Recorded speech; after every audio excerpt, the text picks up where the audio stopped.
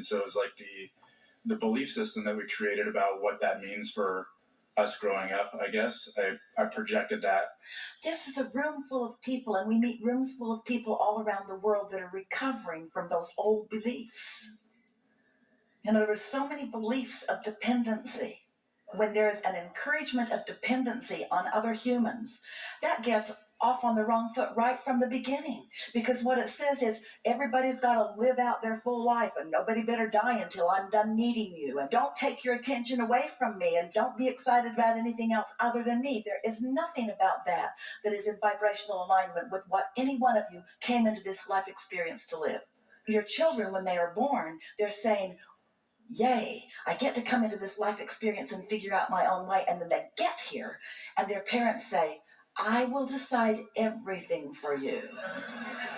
And as soon as they're able to understand that, they begin balking at that. You're not the boss of me. I don't have to do what you say. You can beat them into submission, both emotionally and otherwise in time. But everything about who they are goes against the notion that you have a responsibility to join forces with some other person for any other reason other than to give them an avenue into this physical life experience. It helps the two of you got together. That doesn't mean that they're not loving families and loving relationships, but having a divorce doesn't mean that they're not still loving families and loving relationships. And the thing that will be most detrimental to your children is if you decide that you have to defend your impulse or your desire by pushing against something else, by explaining, I had to do this because of this, this, and this.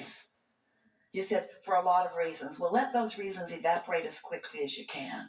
In other words, think in terms of what you're moving to, not what you're moving from. And most of all, try to see those involved through the eyes of Source. Let's chew on this just a little more. There's something sort of humanly satisfying to feel really needed.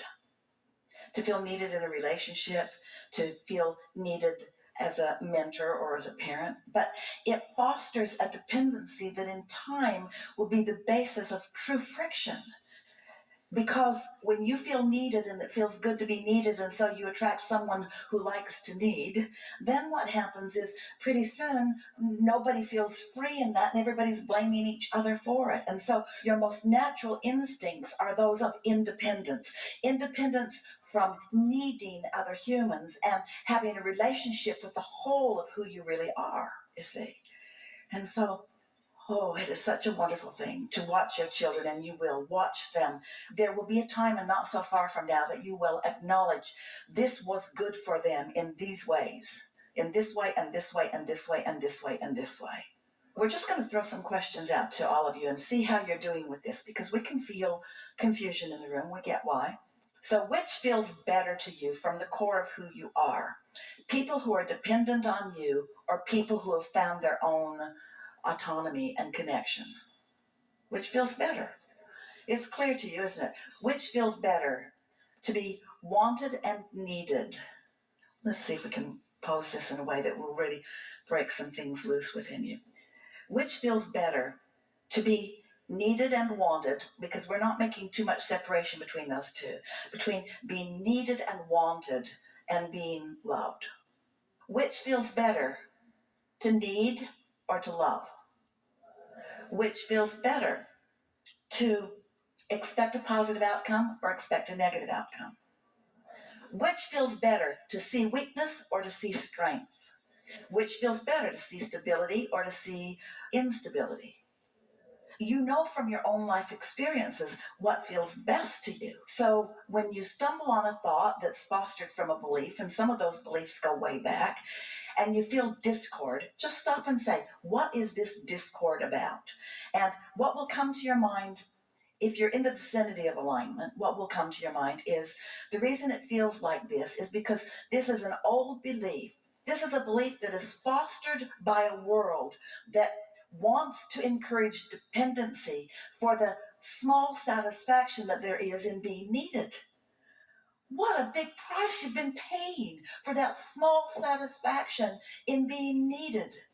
Do you really want your children to need you, or do you want them to stand strong and just adore life, adore their life, adore you, adore their mother? In other words, don't you want that? And none of that's on the table. This is not either or. Stay and ruin their lives, or go and ruin their lives. You're not in charge of whether they have a good life or whether they don't have a good life. You're in charge of whether you do, and you teach by the clarity of your example. So if you make a decision that you're going to go, and then you go and you feel guilty, or you go and you worry about them, then what example are you offering? But if you go and you stay in alignment, and you go and you still love yourself, and you go and you still love their mother, and you go and you still love them, what example are you setting?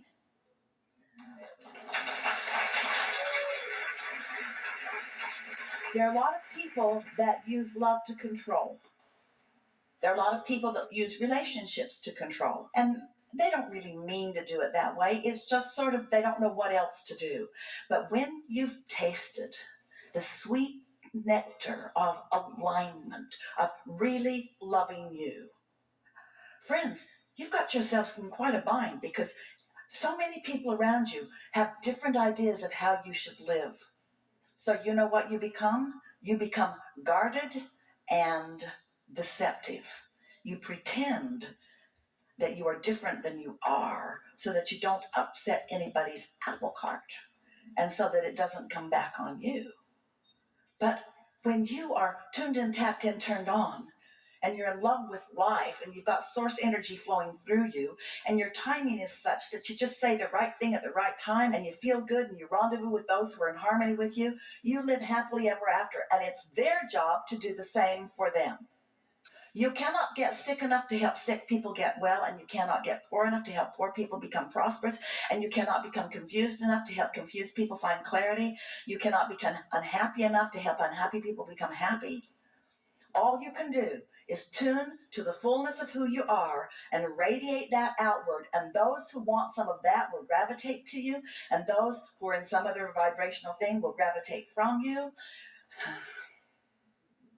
It's not your job to uplift the world.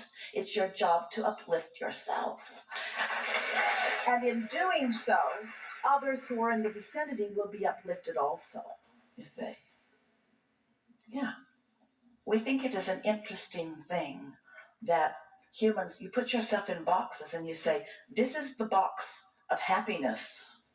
Let's call it marriage. And this is the box of unhappiness.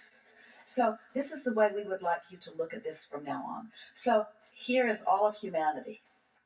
And humanity is sometimes deliberately and knowingly, but mostly accidentally and by default. They've defined themselves in different categories. So there's Republicans and Democrats, and there's gay people and straight people, and there's married people and single people, and there's every distinction that you can imagine. There are piles of people, and they get together in their piles, and they feel self-righteous about the pile that they have defined and critical of almost all the other piles. And then you bang around with each other and say, isn't life interesting? And we say, we only see two piles. Those under the influence of source right now in this minute, and those under the influence of something else right this minute. And every pile has some of each in it. And so if you just decide that you're going to be tuned in, tapped in, turned on, regardless of married or divorced, or regardless of this or that or the other, if you decide that you're going to be all that you are, the law of attraction will bring to you, because of the consistent vibration that you are emitting, what's a vibrational match to you, you see. And you can stop the futile, pretentious hypocrisy of pretending to be a whole lot of things that you have never wanted to be for the sake of those who haven't figured out how to make their own life work. Yeah. And by that, we pretty much mean all other people. All other people. It's their job to be happy, and it's not your job to perform in a way that makes them happy. And freedom comes from only that understanding. You're so free you can choose bondage. You're so free you can choose a thought that aligns you or a thought that causes a tug of war within you.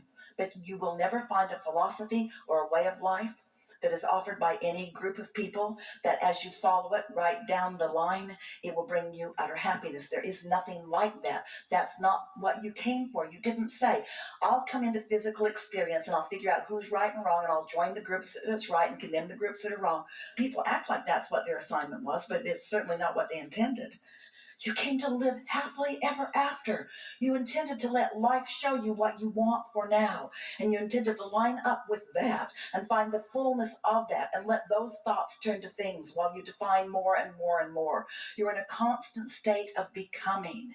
And unless you allow yourself to become, you will never feel satisfied. And almost everyone will resent every single person that they feel is holding them back. Do you know? Gonna say it again. How you doing out there, by the way? Satisfaction comes from only one place. Satisfaction comes from having an intention and moving in the direction of it. And so you could not get together in a focus group and talk about what you should or shouldn't do and then take the consensus and decide that that's what you're going to do. That would not bring you satisfaction. It would bring you deprivation, and it would bring you eventual resentment. Yeah. And I feel that too, because, I made that decision out of a space of complete alignment, and then got out of alignment when I started listening to the focus group. Yeah. This is going to sound strange to you in this context, but it's what we call buyer's remorse. So buyer's remorse is this. You're all frisky and tuned in. You're having a wonderful day. You see something you want and you move in the direction of it and you say yes to it. And then you get out of the vortex, you get back into the humdrum of work, you start feeling the deprivation of enough, and you lose it. And buyer's remorse is you were in alignment, and that's why it seemed like a good idea, and now you're not in alignment, and that's why it sounds like not a good idea. And it's hard because the peanut gallery wants to define what's right or wrong for you to want, and they don't get to do that.